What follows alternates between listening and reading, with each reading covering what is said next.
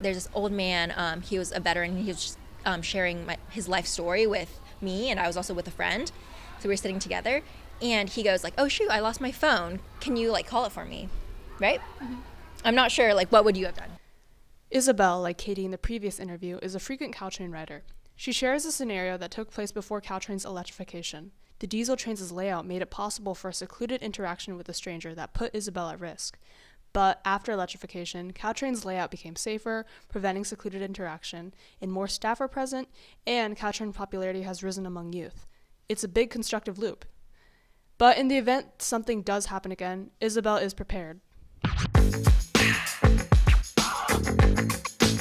Hi, Isabelle. Would you like to tell me about your scary experiences on the Caltrain? Yes. So before Caltrain switched to their electric trains, they had a different layout with their seats. I'm not sure if you remember how it was, but they had 2 floors, and the second floor was all one-seaters, and it was like a narrow alley. So I think that had more potential for danger because you could like get trapped and like cornered on the second floor, and there's literally no other way down unless you like jump. And the old layout of the Caltrain, in the bike cart, they used to have 2-seaters, only one 2-seater, and there was a plexiglass in front of one of the 2-seaters. And this 2-seater was like right in front of the door. And my scariest like situation ever on the Caltrain happened when I chose to sit in that 2-seater because it was just closest to when I exit, so I didn't think much of it. I sat on the inside seat, which was a mistake being a young female on the train, by myself. And I saw this man who was walking between the cars, dressed very casual. Maybe he was homeless. Was not sure of his intentions. And he was kind of pacing back and forth in my car until he sat down next to me. And he is on my left, and my right is a wall. My front is the plexiglass, so I don't have anywhere to go. The seats behind me are 4-seaters, so they're not even facing my direction. So they don't know what's going on. And I just go on my phone, so I'm looking down, I'm a little scooching to the right, until I look to my left, and he's literally in my face. He has his head turned 90 degrees, and he smiles at me, and he stares, and he's like making a face with a wide grin, and he's an inch from my face. And I was like, oh my God, I literally jumped out of my seat because first of all, he's invading my personal space. Yeah. And he's just so close to me. And he stays there for like 5 seconds.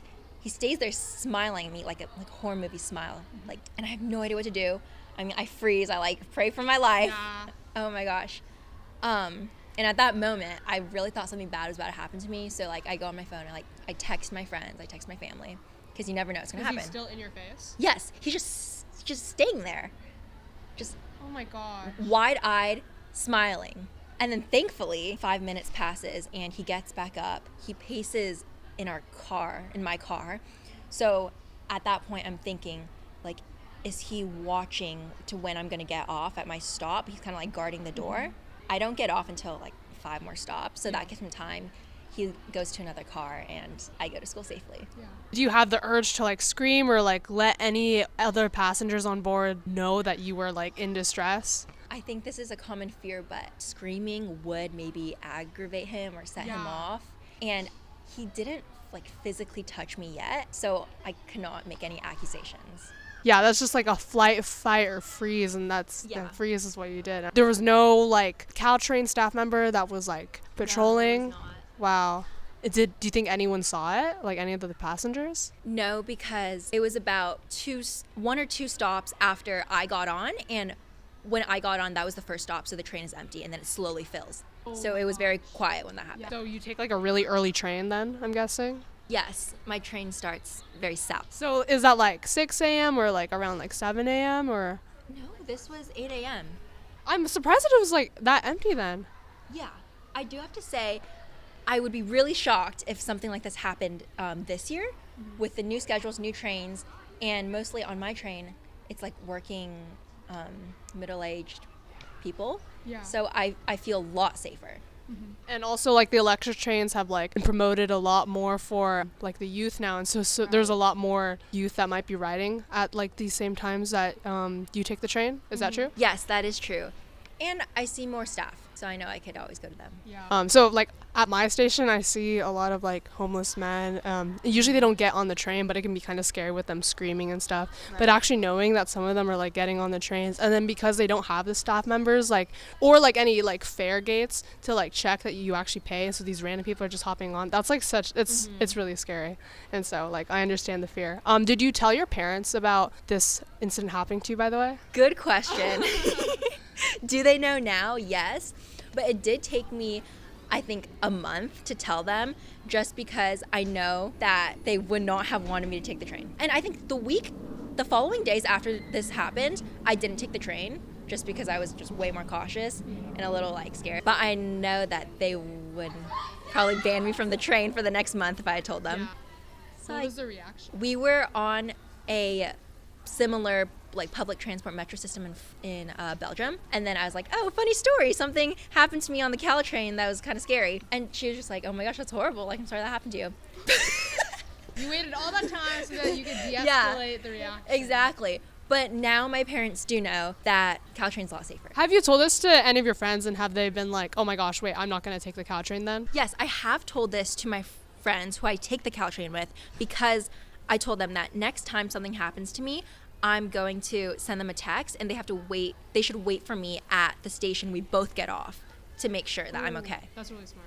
Yes, so we like set up a code word system after this situation. Yeah, I mean, as a result of like being exposed to public transit and potentially scary people, kids really have to like develop their their safety instincts and stuff. Yeah. Do you have any advice for any kids that might encounter a situation like this, or how to avoid a situation and hopefully make them like less scared? I think going to your survival instincts point, I think that's really important, because there's this one other time I was on the train, and there's this old man, he was a veteran, he was just sharing his life story with me, and I was also with a friend, so we were sitting together, and he goes like, oh shoot, I lost my phone, can you like call it for me, right? Mm-hmm. I'm not sure, like what would you have done? He's just like an old like nice. Yeah, I know. And it's hard to tell if it's like, I don't know, some strangers you might actually make like a fine connection and stuff like that, but yeah, that's a safety risk, because then you like have your phone number on his phone. Yes. Honestly, I would have helped him and then blocked it afterwards. I think maybe that would be safe. That's very good. Yeah. So like back to the instincts, I think we have to, not everyone would think about the phone number. Like he would have your phone number. So in that case, just question everyone's intentions, even if they are a good person. And then I made up a lie and said like, sorry, I don't have my phone on me, or like I don't have Wi-Fi to call. Simple lies that protect you, don't hurt. It's a shame. It's what type of world we kind of live in, but you know. Okay, I think that's all. Thank you so much for sharing. Thank you so much, Chloe, for interviewing me.